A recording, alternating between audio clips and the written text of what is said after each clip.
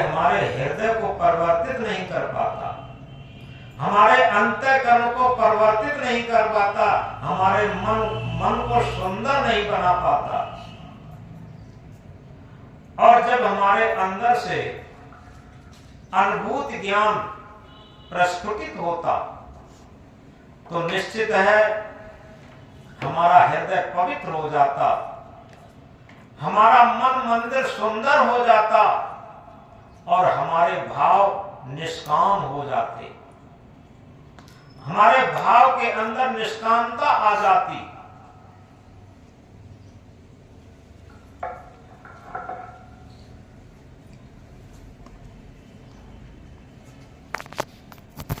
एक उदाहरण से समझेंगे। एक जगह एक व्यक्ति ब्रह्म मुहूर्त बेला में वहां बैठा था पेड़ के नीचे। एक आदमी निकल के जाता है, वो कहता है कि देखो ये कोई चोर है, ये चोरी करने गया होगा, अब यहां बैठा है, थोड़ी देर में सवेरा हो जाएगा तब ये चला जाएगा। दूसरा व्यक्ति निकलता है, दूसरा कहता है ये आदमी गलत मालूम पड़ता है, ये किसी महिला से वादा किया होगा और जब महिला आ जाएगी उसे लेकर के ये चला जाएगा। एक तीसरा आदमी आता है और एकदम प्रसन्न हो जाता, ओहो धन्य है ये व्यक्ति, ये तो बहुत बड़ा महापुरुष है। ब्रह्म मुहूर्त बेला में एकांत में और वृक्ष के नीचे अपने परम अविनाशी के भजन में लगा हुआ है, भक्ति में लगा हुआ है, ये बहुत बहुत धन्य है। अब स्थिति एक ही है, वो आदमी क्यों बैठा है ये अलग बात है, लेकिन तीन आदमी निकले, तीनों के भाव अलग अलग थे। इसी तरीके से हमारे जीवन जीने की शैली होती है, हमारे अंदर भाव की प्रमुखता कैसी है। यथार्थ में यदि सेवा भाव से हम जीवन जीते हैं, भक्ति भाव से हम जीवन जीते हैं, प्रेम भाव से हम जीवन जीते हैं, निस्वार्थ भाव से हम जीवन जीते हैं, मानवता के भाव से हम जीवन जीते हैं, तो हमारा जीवन सार्थक है। और जो वास्तव में हमें लक्ष्य प्राप्त होना चाहिए वो प्राप्त होकर के ही रहता है। हमारे व्यक्तित्व, हमारे प्रतिभा, हमारे विचार, हमारे कर्म, हमारे संस्कार महान होते हैं। तो सबसे महत्वशाली बात यह है कि हमारा हृदय भाव प्रधान है, लेकिन हमारे हृदय के भाव कैसे हैं। सदगुरु कबीर देव कहते हैं, भक्ति भाव भादों नदी, सभी चले उतराए, सरता सोई सराहिए, जेठ मास ठहरा। भक्ति भाव भादों नदी, भक्ति का भाव कभी कभी ऐसा होता है भादों की जैसी नदी इठला करके चलती है। छोटी छोटी नदियां देखी हैं, जब बरसात होती है तो बहुत तूफान जैसी चलती हैं, बाढ़ जैसी स्थिति आ जाती है, सब काटती हुई चलती हैं। इसी तरीके से भक्ति का भाव अगर भादों की नदी के तरीके से है तो निश्चित है वो भक्ति भी नुकसान देती, चारों तरफ काट छांट करती, निंदा बुराई करती और अपने अंदर अहंकार भर लेती। भादों कैसी नदी इठलाती हुई चलती। सदगुरु क्या बताते हैं, सरता सोई सराहिए, जेठ मास ठहरा।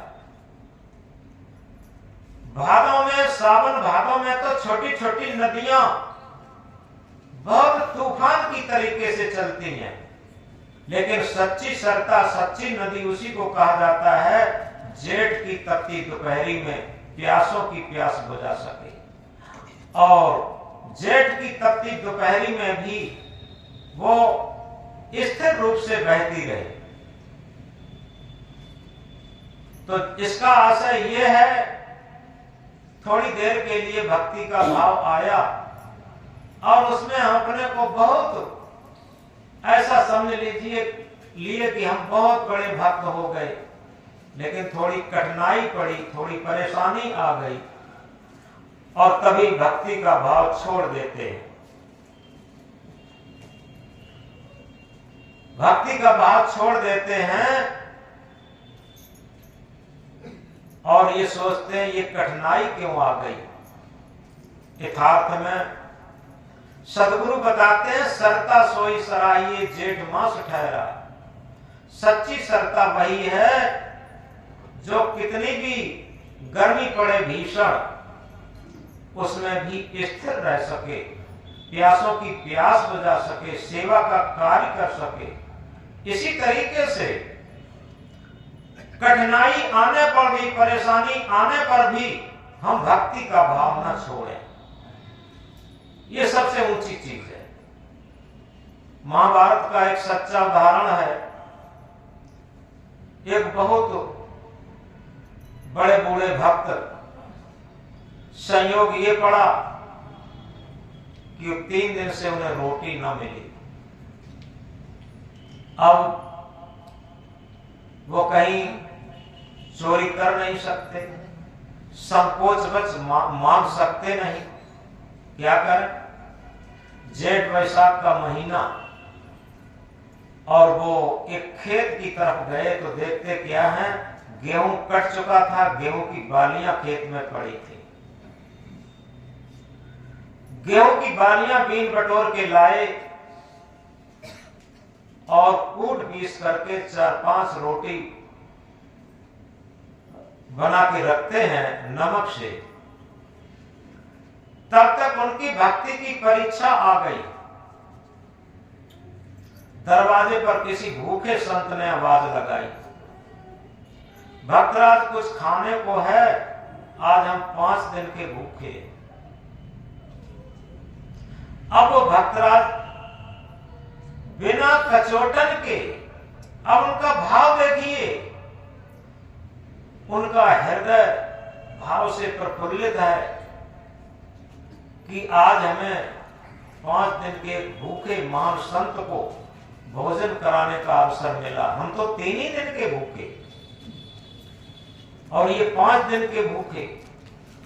उन्होंने बिना कचोटन के कहा कि आइए संत, आइए गुरुदेव, आइए भगवान, भोजन तैयार है। उनको आसन लगा के भोजन खिलाया। ये महाभारत का एक उदाहरण है, लिखा हुआ है। तो भूखे थे, 4-5 रोटी बना के रखी थी, वो सब उन्होंने खा ली। उसी के झूठन में एक नेवला निकल गया। ये उदाहरण है समझने के लिए। तो बताते हैं, उसमें लिखा है उसके सुनहरे बाल पड़ गए और इसी के कुछ दिन बाद महाराज युधिष्ठिर ने राजसु यज्ञ किया था, जिसमें 18 दिन तक कढ़ाई चढ़ी गई, भोजन भंडारा चलता रहा। सब संत महात्मा, गरीब दीन दुखी, राजा महाराजा, कोई भी हो, सबको भोजन मिलता, सबको दक्षिणा मिलती। बहुत बड़ा भंडारा। एक मंच बनाया गया था जिस पर बड़े बड़े 100 वर्ष के बूढ़े, बड़े बड़े राजा महाराजा, संत महात्मा सब बिठाए गए थे और वो आपस में चर्चा कर रहे थे। इतना बड़ा भंडारा, इतना बड़ा महायज्ञ आज तक अंतरराष्ट्रीय लेवल पर किसी ने नहीं कर पाया। बताते हैं तब तक वो नेवला गया। उसने कहा, हमने एक ऐसा महायज्ञ देखा जिस महायज्ञ के बराबर में ये यज्ञ महाराज युधिष्ठिर का यज्ञ एक रोमटे के बराबर नहीं हुआ। अब ये बात सुनकर के वो सब राजा महाराजा चौंक गए।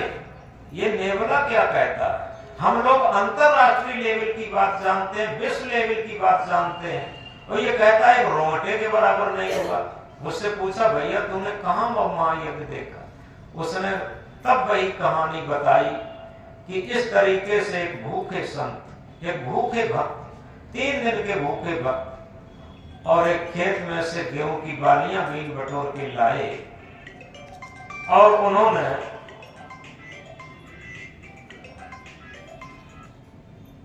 कूट पीस करके 4-5 रोटियां बना के रखी। इसके बाद उनकी भक्ति की परीक्षा आ गई। एक भूखे संत ने दरवाजे पर आवाज लगाई कि भाई भक्तराज कुछ खाने को है, आज हम 5 दिन के भूखे। तो उन 3 दिन के भूखे बूढ़े संत ने बड़े प्रेम से, बड़े भाव से उन्हें भोजन खिलाया। वो संत सारी रोटियां खा गए और उन्हीं झूठन में से हम निकल गए। नेवला कहता है हम निकल गए, देखो हमारे आधे शरीर के सुनहरे बाल पड़ गए।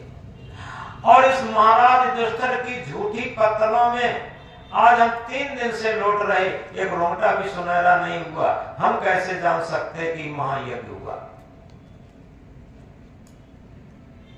इस उदाहरण से आप समझेंगे कि अपनी पवित्र कमाई निष्कामता पूर्वक हृदय के भाव से किया हुआ छोटा दान बहुत बड़ा दान होता है। याद रखें, छोटी सेवा बहुत बड़ी सेवा होती है। हम इस अहंकार में कोई न रहें कि हम बहुत पैसे वाले हैं, बहुत धन दौलत है, बहुत जमीन जायदाद है, बहुत पद प्रतिष्ठा है। ये बहुत छोटी चीजें हैं। इतिहास भरा पड़ा है जिनके उदय से अंत तक राज्य थे, लेकिन आज क्या है, कुछ नामो निशान नहीं है। और जो राजा महाराजा भी सब कुछ का अहंकार छोड़ करके और भक्ति भाव में आ गए, सेवा भाव में आ गए। देखो, जिन्हें महात्मा बुद्ध कहते हैं ये भी राजा के बेटा थे। महावीर स्वामी कहते हैं ये भी राजा के बेटा थे। राजा भर्तरी कहते हैं ये भी राजा थे। गोपी चंद कहते हैं ये भी राजा थे। मीरा ये राजरानी थी। तो इस तरीके से बड़े बड़े राजा महाराजा जो परमार्थ भाव में आ गए, भक्ति भाव में आ गए, तब उनको समझ में आया जो कबीर साहब ने कहा, अरब खरब लो द्रव हो उदय अस्कलो राज। अरब खरब लो द्रव हो उदय अस्कलो राज और भक्त महात्म ना तुले, ये सब कौन है का। अरब से खर तक द्रव्य हो जाए, उदय से अंत तक राज हो जाए, भक्ति धन के मुकाबले दुनिया में कोई धन हो ही नहीं सकता। तो हम कह रहे थे भाव की बहुत बड़ी महिमा होती है। भाव हमारा कैसा है, इस बात को बहुत गहराई से समझना चाहिए।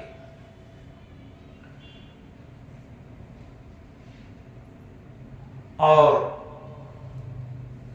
आज बहुत लोग दुर्व्यसनी होते चले जा रहे, नशा का प्रयोग करते। ये सब मन का अहंकार होता, आदत होती। बड़ी सरल भाषा में लोग कह देते हैं, आदत बुरी सुधार लो बस हो गया भजन, मन को जरा मार लो बस हो गया भजन। मन को जितना हम मारते रहेंगे, आदतों को सुधारते रहेंगे तो भजन होता रहेगा।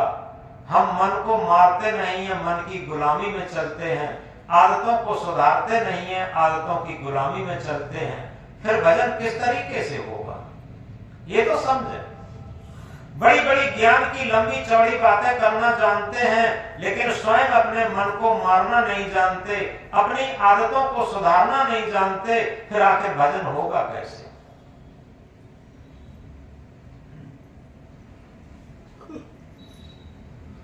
एक गरीब परिवार, और उन्होंने अपने बेटे को पढ़ाया। अकेला बेटा था, पढ़ने में भी होशियार था, पढ़ लिख करके वो इंजीनियर बना। जब इंजीनियर बना किसी शहर में उसकी पोस्टिंग हो गई, इसके बाद उसकी शादी हुई। अब इंजीनियर के हिसाब से पढ़ी लिखी बहू आई, स्मार्ट लड़की से उसकी शादी हो गई। पहले किराए पर मकान लिया, फिर धीरे धीरे जब पैसा हो गया अपना प्लाट ले लिया, एक मकान भी बना लिया। कुछ दिनों के बाद उसके एक संतान पैदा हुई, एक बच्चा पैदा हुआ और उस बच्चे की देखरेख के लिए उसने अपने पिता को बुला लिया गांव से। मां खत्म हो चुकी थी, पिता आए तो वहां बड़े प्रेम से रहने लगे। बड़ी खुशी थी उन्हें कि नाती भी देखने को मिल गया, मेरे बेटे की नौकरी भी लग गई, मेरे बेटे का इस शहर में मकान भी बन गया। बड़ी प्रसन्नता थी। लेकिन क्या होता है, वो बेटा जो इंजीनियर हुआ था धीरे धीरे कुसंग में पड़ गया और वो कुसंग में पड़ करके शराब पीना सीख गया। एक दिन शराब पी करके और अपने पिता के कमरे में आया। पिता ने जैसे ही उसे देखा ये शराब पी के आया तो पिता ने कहा कि बेटा, हमने बहुत मेहनत की है, तुम्हारे पढ़ाने में बहुत कठिनाई उठाई है। हमारा तुमसे हर तरीके से ये कहना है और हाथ जोड़कर निवेदन है कि तुम ये गलत काम मत करो, शराब मत पियो। तो बेटा ने क्या कहा, थोड़ा गहराई से समझे, क्योंकि एक तो पैसे का नशा, दूसरे शराब का नशा। बेटे ने अपने पिता से कहा कि पिताजी, मेरी जिंदगी है, हम अपनी जिंदगी को अपने अनुसार जिएंगे, मेरी जिंदगी में आप हस्तक्षेप नहीं कर सकते। पिता बेचारा रह गया, मन मसोस के वैसे ही रो गया, दुख में आंख छिपा करके आंसू टपकाता रहा। अब क्या कर सकता बेचारा, क्योंकि मजबूरी है उसकी। आखिर धीरे धीरे समय सरकता रहा। ये सत्य घटना है, कहानी नहीं। एक दिन क्या होता है, उसके दोस्त का फोन आता है, इंजीनियर के दोस्त ने कहा कि हमने घर पे एक बहुत अच्छी पार्टी रखी है, उसमें आप और आपकी पत्नी निमंत्रित हैं, आप आइएगा। तो उस लड़के ने कहा कि घर पे पार्टी तो रखी है, लेकिन आपके पिता वो तो इसके घोर विरोधी थे। तो उसने क्या कहा, तुम्हें पता नहीं कि हमने अपने पिता को वृद्धा आश्रम में भेज दिया है, अब सब कांटा कट गया, सब कांटा खत्म हो गया, अब तो चैन की बंसी बजती है। अब उसके भी मन में यही आया कि ठीक है, हम भी अपने पिता को वृद्धा आश्रम में छोड़ेंगे और तभी चैन की बंसी बजेगी, न रहेगा बांस न बजेगी बांसुरी। तो उस दिन तो वो पार्टी करने चला गया। इसके बाद ही आकर के उसने पिता से कहा, पिताजी चलो एक जगह चलना है। तो पिता को साथ लेकर के गाड़ी पर बैठ करके वो जाकर के वृद्धा आश्रम में छोड़ आता है और वहां के मैनेजर से कहता है, देखो इनका कुछ माइंड भी थोड़ा अपसेट जैसा है और कुछ रुपया हम इसीलिए दे रहे हैं, इनकी व्यवस्था सही रखना और इन्हें निकलने मत देना। वहां बेचारा आंसू बहाते हुए क्या करे, अब सांसें तो भरनी है, जिंदगी तो काटनी है। अब वो चला आया और अपने तरीके से अपनी जिंदगी काट रहा है। धीरे धीरे उसका लड़का बड़ा होते होते 16 साल का हो गया। अब उसकी मां ने एक दिन क्या कहा, मां ने अपने पति से कहा कि देखो तुमने ठीक नहीं किया, जिन तुम्हारे पिता ने तुम्हें इतनी परेशानी में पढ़ाया लिखाया, उन्हें तुमने वृद्धाश्रम में छोड़ दिया और लड़के का जन्मदिन भी आता है, कई त्योहार भी आते हैं, उनके बिना सब सूना सूना रहता है। तो 2 चांटे अपने पत्नी को भी लगा दिए। अब वो लड़का सब देखता रहा। एक दिन लड़का क्या करता है, वो भी शराब में डाउन होकर के आया और जहां उसका पिता इंजीनियर अपने कमरे में था, वहां पर आकर के और जो शराब की एक्टिंग होती है उसी एक्टिंग में वो बात करने लगा। इंजीनियर ने अपने लड़के से कहा कि बेटा, अभी तुम्हारी उम्र पढ़ने लिखने की है, ये शराब दुर्व्यसन प्रयोग की नहीं है। अब उस लड़के ने कहा कि पिताजी, मेरी जिंदगी है, मेरी जिंदगी हम अपनी तरीके से जिएंगे, इसमें हस्तक्षेप करने की कोई जरूरत नहीं है। याद रखना जो उसने अपने पिता से कहा था। जब वही बात उसने कही, अब इतना कह करके वो चला आया लड़का अपने कमरे में से। अब वो इंजीनियर, अब उसका होश जगा, अहंकार गला। जब अहंकार गलता है तभी अपने अंदर थोड़ा होश जगता है, अन्यथा तो बेहोशी में आदमी जीता, अहंकार में जीता।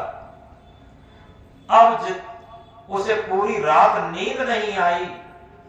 वो सोचता है कि मैंने बहुत गलत किया, अब तो मेरे सामने ही वो ड्रामा चालू हो गया। अब पूरी रात नहीं सोया, 3-4 बजे को नहाया धोया और नहा धोने के बाद पत्नी से कहा, लड़के से कहा कि चलो एक जगह बहुत जरूरी चलना है। अब पत्नी ने बात मान ली, लेकिन लड़का बहुत कहने पर उसकी मम्मी ने कहा, तब उसने बात मानी। उसके साथ गाड़ी पर जाते हैं और वो कहां जाता है इंजीनियर, वृद्धा आश्रम में गाड़ी लेके पहुंचा और उसने पूछा,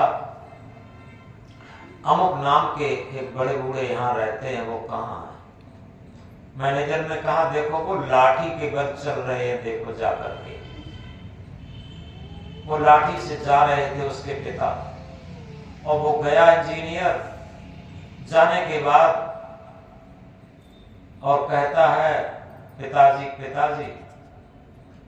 अब उसकी आंखों में थोड़ी निगाह भी कम हो गई थी, बड़ी मुश्किल से पहचाना, और फिर वो पांव पे गिर पड़ा।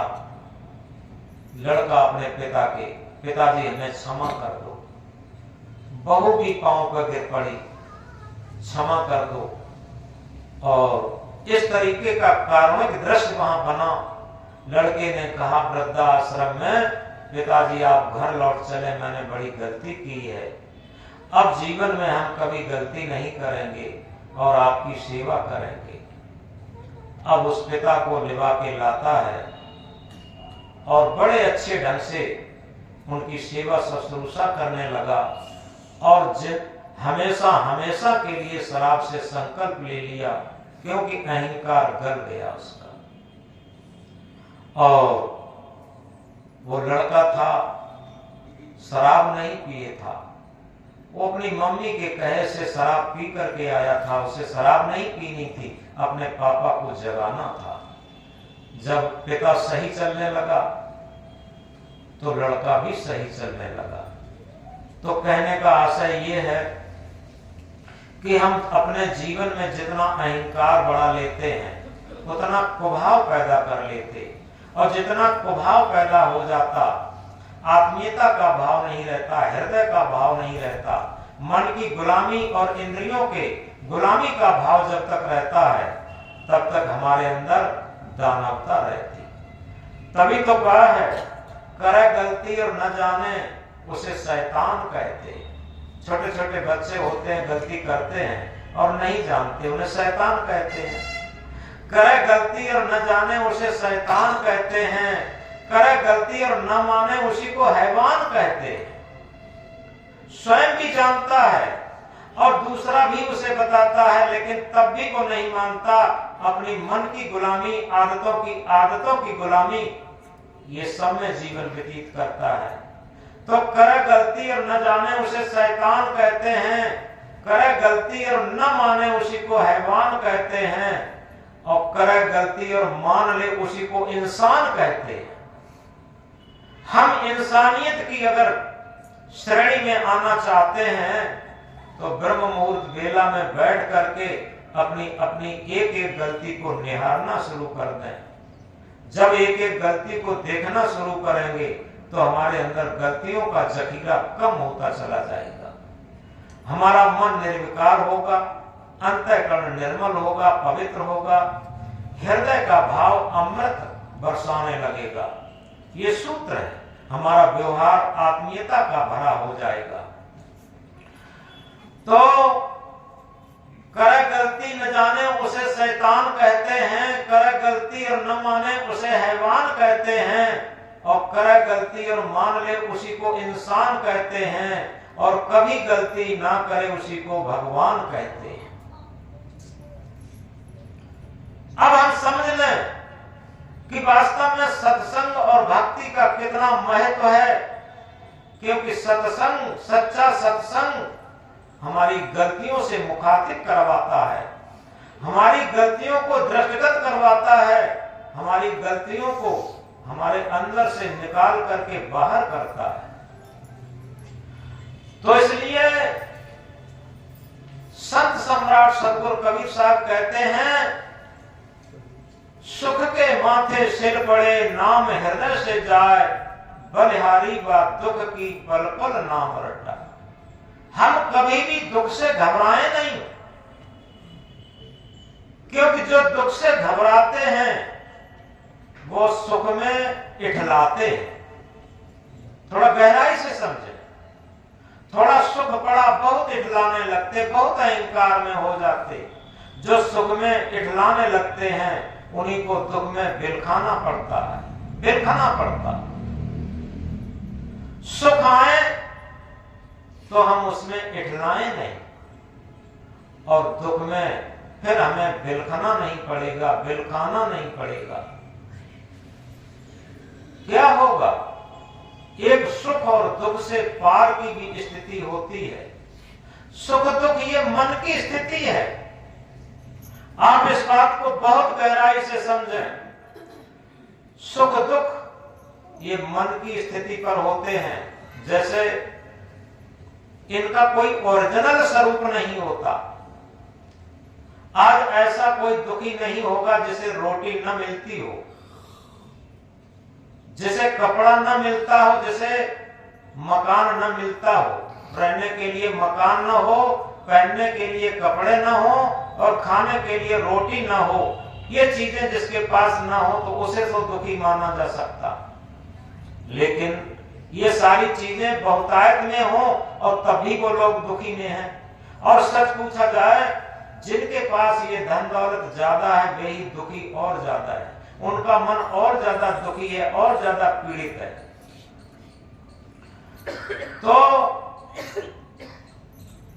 हमने कहा था सुख दुख कोई ओरिजिनल स्वरूप नहीं होता। जैसे एक आदमी बीड़ी पीता है, उसके सामने बंडल माचिस, जैसे ही वो आए बंडल माचिस निकाल के रख दो, वो सुखी हो जाएगा।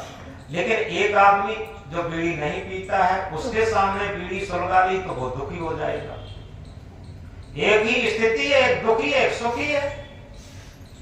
एक आदमी जो शराब पीता है, वो आया एकदम शराब का पौध रख दीजिए और गिलास में पानी रख दीजिए, देखो कितना सुख से वो उठलाने लगेगा। और एक आदमी जो शराब नहीं पीता है और शराब का पौध देखते ही वो दुखी हो जाएगा।